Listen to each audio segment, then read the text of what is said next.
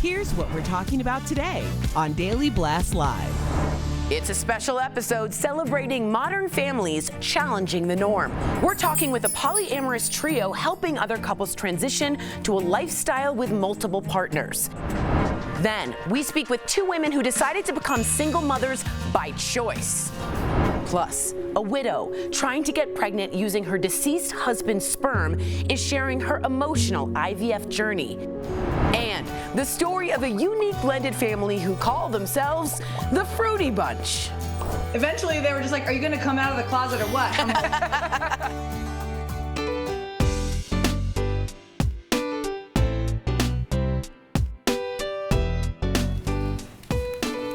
Yes, welcome to a very special episode of DBL. But before we get to that, today is the American Heart Association's National Wear Red Day. That's right, which is why we're dressed just like this.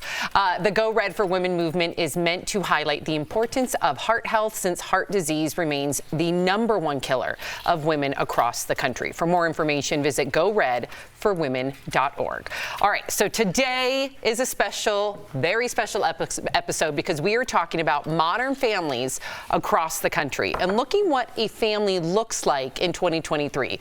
The cultural landscape has been shifting for years. Over 16% of households in America are blended families. Same-sex households have nearly doubled since legalization to almost 1 million nationwide. And a new study shows that 1 in 3 adults have used fertility treatments, or you know someone who has. And while the traditional, and I say that in quotes, family still makes up the majority of households, the amount of non-traditional families has been growing exponentially in recent years. And today, we're going to hear some of their incredible stories. Yes, yes, yes, very exciting. All right, so up first, we're going to talk about polyamory. In basic terms, polyamory is a form of consensual non-monogamy. This could include things like an open marriage, which we have all heard of at least once. And while this seems unusual to most, there are millions of people in America in polyamorous relationships. And we have some experts on the lifestyle here to tell us all about it. So joining us now, she's the founder of Progressive Love Academy and author of several books, including Change Your Man. Not only that, she's in an open relationship with not one husband, but two husbands. So here to talk all about the poly life, please welcome Kenya K. Stevens and her partners, Carl and Tiger. Welcome to the show. thank you. Hi, welcome. So nice to have you. So Kenya, you are in an open marriage with both Carl and Tiger. So what led you to this lifestyle and creating Progressive Love Academy? Well, Carl and I have been married for 27 years, and I've been married to Tiger for 10 years. And so what we're doing has started a long time ago, over 25 years ago. And I think it started when I actually had a bout with cancer, and I felt like my life was on the line. And at that time, I decided that I'm going to live for me.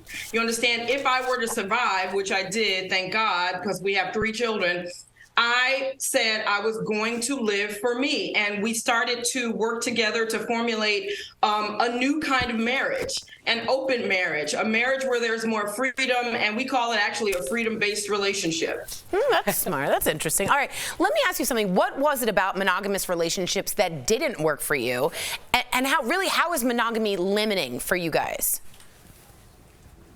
Well, you know, monogamy, we think is great for people who are going to choose to be with one partner. I think it's wonderful. We found the culture of monogamy to be the issue. So in most monogamous marriages, you don't have real trust. People really can't tell each other how they really feel or what they really want to do. That's why you have the high cheating rate. It's just people who are not able to really trust their partner and to communicate what they really feel, what they really want. So we didn't like the culture of monogamy. But we feel if people want to be exclusive with their partner, it's a great option.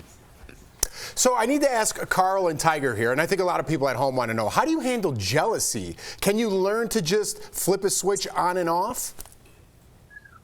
It's not so much a flipping the switch on and off. You just kind of learn utilizing tools on what feels appropriate and what may be a little extreme. We're always in that moment of feeling jealousy and the moment of, I don't want my partner to do this, or, this makes me feel a certain way. Once you start to really adjust and to learn what those feelings are, you kind of open up a little bit at a time until you finally get to a point where you are able to allow your partner to have experiences that before you would never allow them to have. Carl, do you agree with Tiger? Oh yeah, 100%. You know, when I first had the jealous feelings when we opened our relationship, I had to ask myself, why am I feeling this way? Like, what's the source of me feeling this way? And I found out that I had a lot of misplaced, I guess priorities in terms of where I placed my manhood and where I placed my self-worth and self-love. And I had that all placed in how I would appear to be in society relative to my wife, Kenya, and whether she was loyal to me or monogamous to me and that kind of thing. And that doesn't really define who I am. So I had to really deal with, loving myself more, really understanding who I was as an individual. And once I kind of started resolving those types of things, it wasn't really as challenging to allow and to accept that other people are going to live their lives and they feel how they feel. Beautiful. I mean, you guys are taking the ego right out of it. I don't know if I could do that. I wouldn't even be able to let my wife be with someone named Tiger. I'd be like, no, it's Bob or nobody. I think you could do it. I think what we do is we, we teach this nationwide, worldwide. We share these techniques and principles with thousands of couples all over the world through Progressive Love Academy. And you're saying, I can't do it. But that's what everyone says when they start. And then they learn how to live an authentic life, learn how to tell the truth, learn how to embrace the truth of others. Yeah, your honesty is refreshing. This one is for Kenya. How open is your relationship? Is everyone allowed to see other people? Are there rules or boundaries? Tell us. Oh, everyone in my relationships are allowed to see other people. And I don't like the word allowed because we're all really human adults. Slavery's over. We're allowed to do whatever we want. So yes, as adults, all three of us have outside partners as well as our marriage here with the three of us. Any rules quickly? We have 4 principles. We believe rules are for fools. We don't believe in a philosophy of rules. Rules are meant to be broken. So we've never created rules, but we do have principles by which we live. So we have 4 of them if you want to know what they are. I don't know if we have time. Do we have time for the 4 principles quickly? Can you just list them? Absolutely. No shame and no blame. No victims and no villains, no cop-outs and no dropouts, and the purpose of our relationship is growth, GROWTH. There you go. Thank you, Kenya, Carl, and Tiger. It has been amazing hearing about your lifestyle and telling the world your story. DBL Nation, follow Kenya at Progressive Love Academy, or maybe check out one of her 12 books, incredible, by the way, that she has written at progressiveloveacademy.com. Thank you all so much. We appreciate you. Thank you. Thank you. Thank you. Coming up on DBL on this special Modern Families edition of DBL, a fertility and adoption expert will be here live to talk about the challenges people face when becoming a parent. Plus, a blended family with 2 exes and a new person in the mix. We talk with the Fruity Bunch next.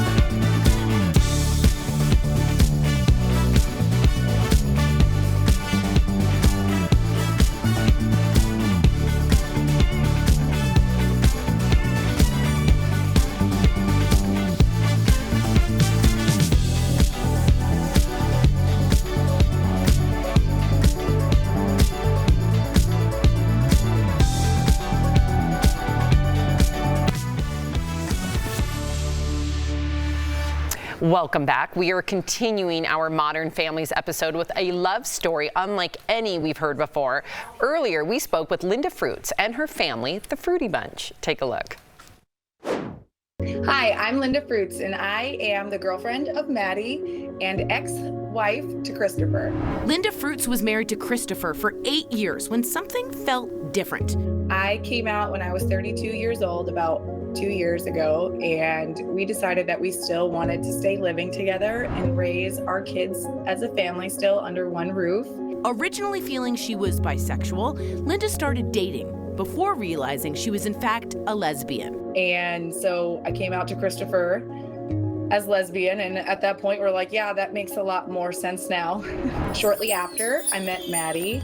We fell madly, deeply in love. On their second date, they started talking about having a child together. So we kind of passed around the idea of Christopher being the donor and thought about, would that be weird? He said yes, he would like to, but there were things that we needed to kind of go over, right? It's kind of a big decision. So we did.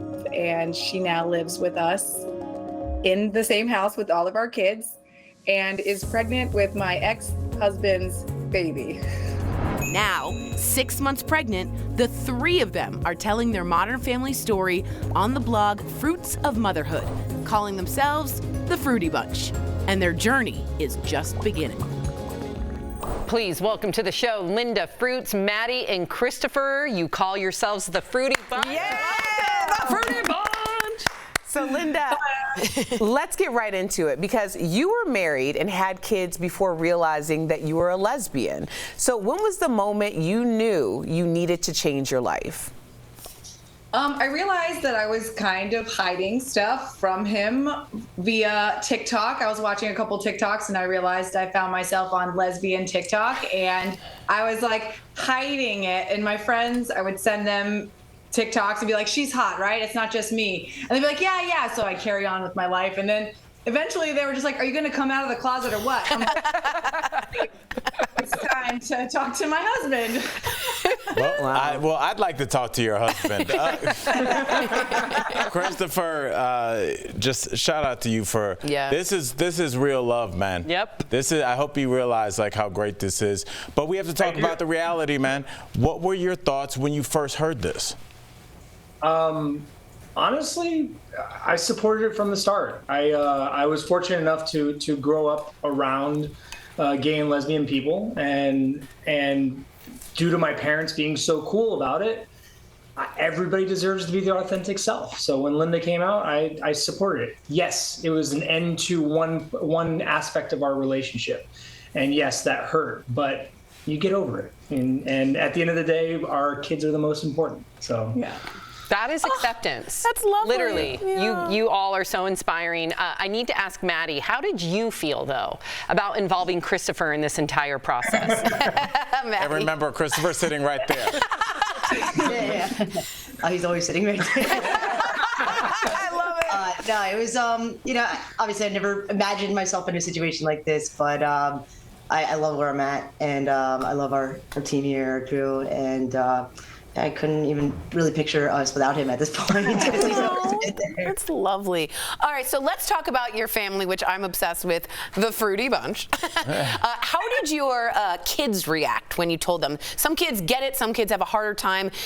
Telling you were all going to have a new child all together, all three of you. But what kid doesn't want to join something called the Fruity Bunch? I know. I'd be like, I'm in. But I don't know gum? what it is. Is candy involved? Yeah.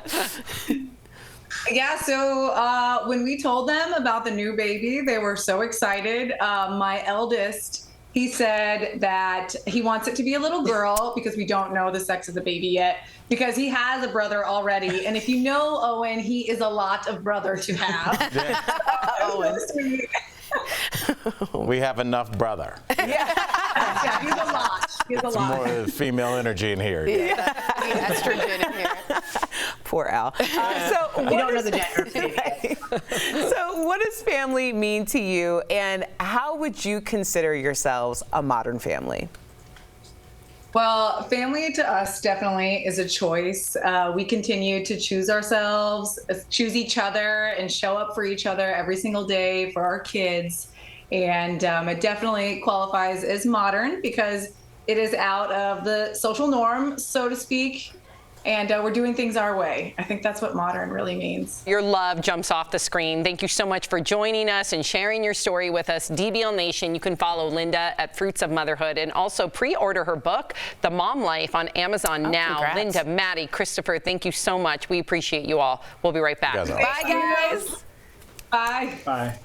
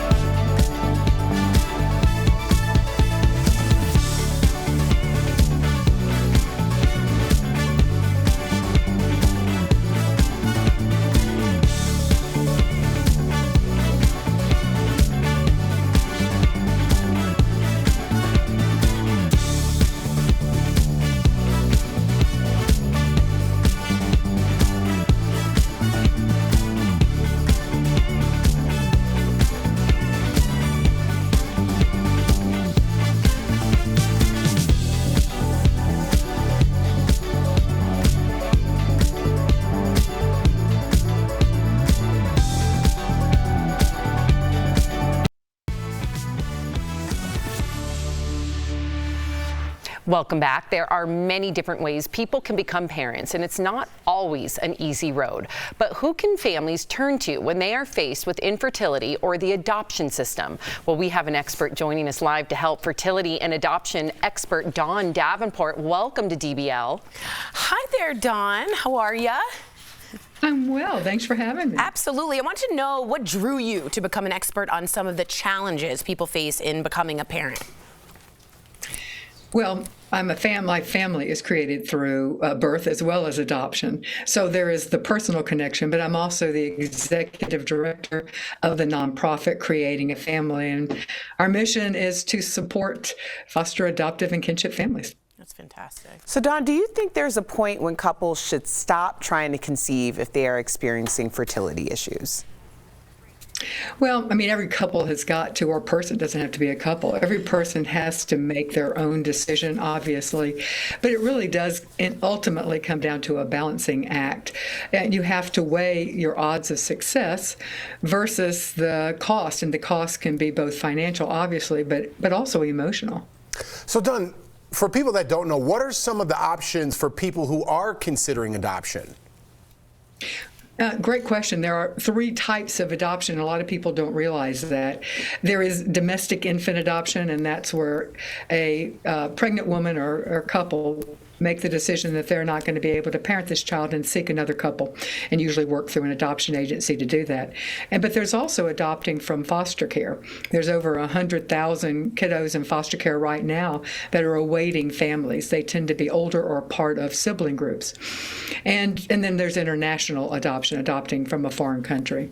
So I'm so glad that people have someone like Dawn to help them navigate. I have to ask you, Dawn, how much does race, sexuality, orientation, and being single play a part in the adoption process?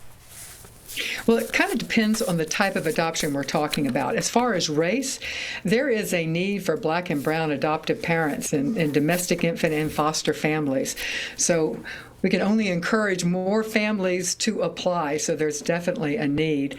Sexual orientation, there's been a big shift in the last, say, 10 years. You know, it mirrors the shift in our society, acceptance of the LGBTQ community. And honestly, there really isn't much of a discrimination. There are really, most parents who are looking for domestic infant are open, or many of them are open to same-sex couples, and same with foster. So there really isn't much discrimination. I suspect, I don't have data on this, but I suspect that the trans community would still be facing discrimination, although again, I can't say that. Now, singles, it's a little different.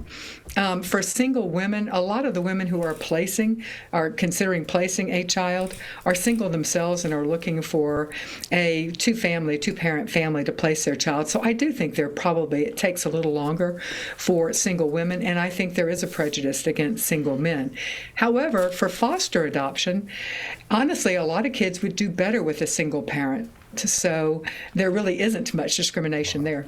Wow. A lot of people in the chat, just so you know, are talking about adoption and how they're interested and how much this is helping. So thank you. Thank you so much for sharing your knowledge. And to DBL Nation, please visit creatingafamily.org for more info about infertility and the adoption process.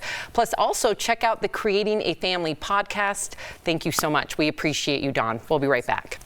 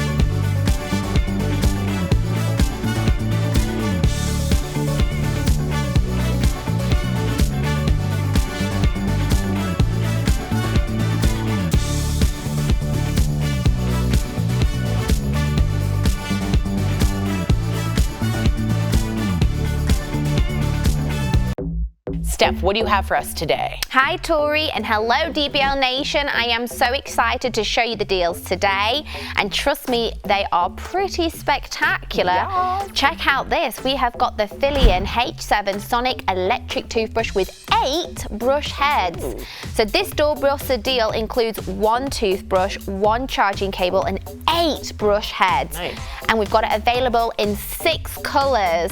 We have got black, chrome pink, ooh, light purple, yellow, ooh, light blue and light green. Cute. So normally this toothbrush is $40. Not bad, really. We've got it for 10, so that's saving 75%. Check out this, Tori, I love this. This is the 2-pack iHome RotoSmart Indoor Auto Tracking Cameras. What? This deal includes 2 cameras, a charging cable, an adapter, and a mounting kit. Normally they're $84. Okay. But we've got it for $39.99. $29.99. So that's saving up to 52%. And check out this, how cozy. We've got the Altavita Silvador Antimicrobial Superior Sheet Set. Ooh. So this deal includes 2 pillowcases, 1 flat sheet, and 1 fitted sheet. Normally this is $70. Yeah, they can be pricey, the sheet set. But we've got them for $29.99. That's saving up to 71%. And check out this, Tori. We've got a product from Apple today. It's the Apple iPhone leather wallet with MagSafe. Ooh. So this deal includes 1 leather wallet for iPhones, and they have a really strong magnet that will allow you to effortlessly snap it into place on the back of your phone. So normally it's $64. Oh, no. We have it for just $23.99. That's saving 63%. Head on over to morningsave.com to snag these amazing deals at the lowest prices, or as always, you can scan the QR code on screen to take you directly to these products on Morning Save's website. Stay safe.